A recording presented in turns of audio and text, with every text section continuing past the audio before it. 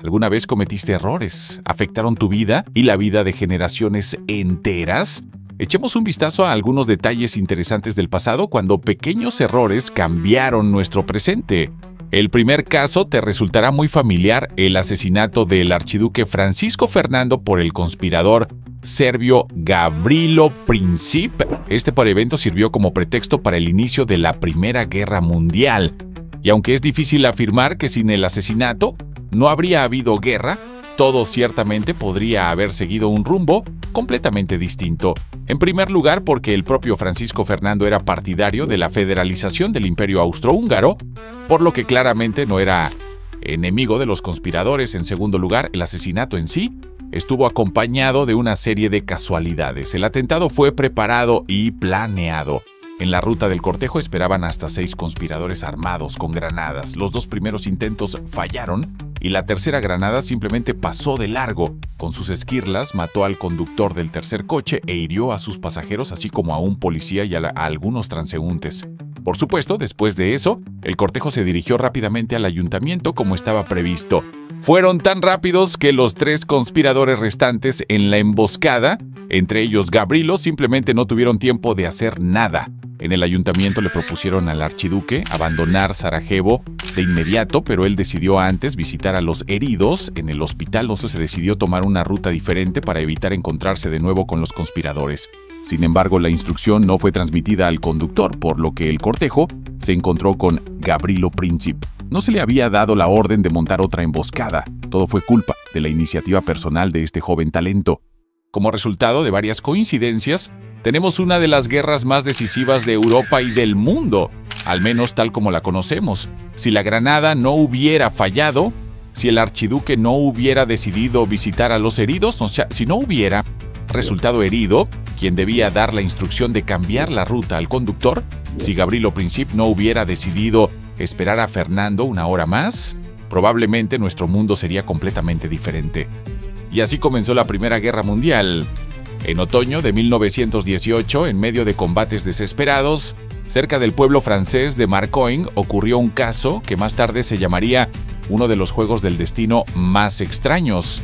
Un soldado británico, Henry Tanday, veterano del 5º Regimiento del Duque de Wellington, notó entre el humo de la batalla a un agotado soldado alemán.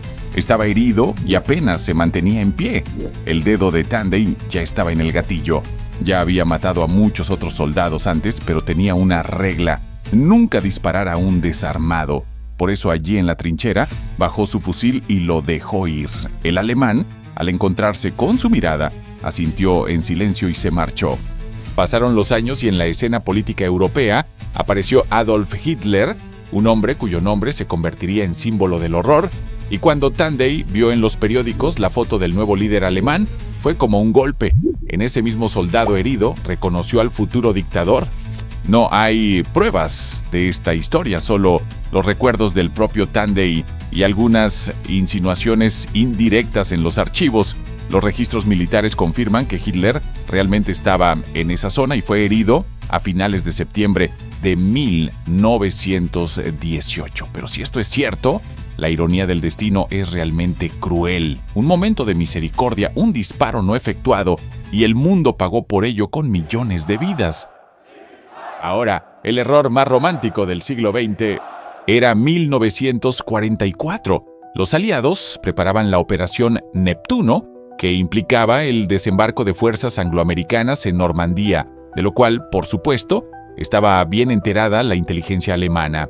El alto mando de la Wehrmacht envió a su mejor general para enfrentar al ejército aliado, Erwin Rommel. Sin embargo, en el día señalado no estaba en su puesto. Rommel, tras revisar el pronóstico del clima, decidió que los aliados no eran tontos y esperarían una ocasión más favorable y segura, y se fue tranquilamente a París a comprarle botas de cumpleaños a su esposa. Luego incluso regresó a Alemania a felicitarla.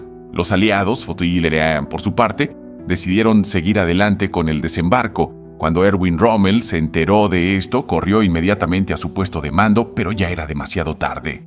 Si hubiera logrado repeler el ataque o habría muerto allí, es un misterio que jamás se resolverá. Y ahora trasladémonos al 8 de noviembre de 1989. Günther Schabowski, recién nombrado vocero no oficial del Politburó de la RDA lleva a cabo una conferencia de prensa común sobre asuntos actuales. En la URSS avanza la perestroika, las relaciones entre la RDA y la RDFA se calientan y la Guerra Fría va perdiendo relevancia, aunque no tan rápido como muchos creen ahora. El plan era que la RDA organizaría cerca de Baviera un punto de paso en el muro de Berlín y permitiría salir por allí a todos los que desearan abandonar el país. Por supuesto, tras presentar solicitudes, pasar por la burocracia y obtener las debidas autorizaciones. Pero comparado con las últimas décadas, esto ya era un verdadero avance, porque el muro de Berlín era el símbolo de la Guerra Fría y de la Alemania dividida. De hecho, fue sobre estos futuros planes que Günter Schabowski daba la conferencia de prensa. A Günter ni siquiera le habían dado detalles sobre el punto de paso en Baviera y simplemente leía el anuncio general sobre futuras flexibilizaciones desde su libreta. La rueda de prensa fue interesante, pero no generó gran revuelo, hasta que al final, ya cuando estaba a punto de salir del salón, Günther decidió responder algunas preguntas de los periodistas.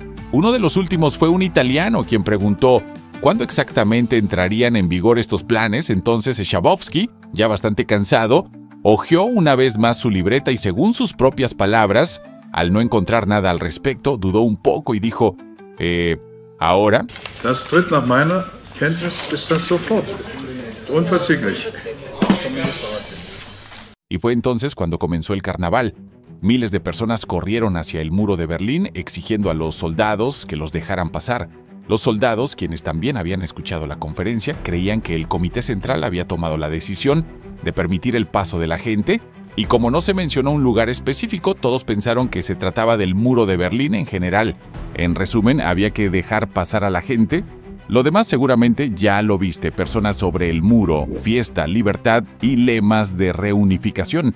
Y todo eso por un simple desliz, porque la libreta de Günther luego fue vendida al Museo de Bonn y en ella, efectivamente, no había una sola palabra sobre que el muro de Berlín debía abrirse de inmediato.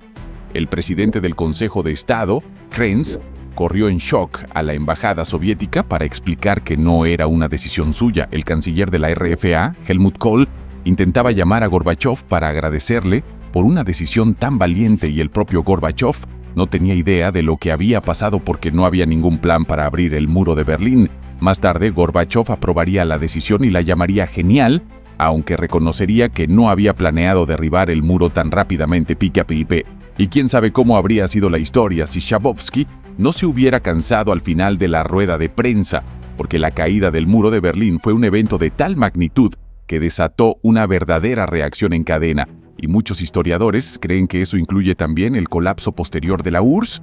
El muro estaba bien construido y podría haber durado mucho más. Y si te gustó este formato de nuestros videos, no olvides apoyarlo con tu me gusta y comentario. Hasta la próxima, amigos. Vivan con libertad.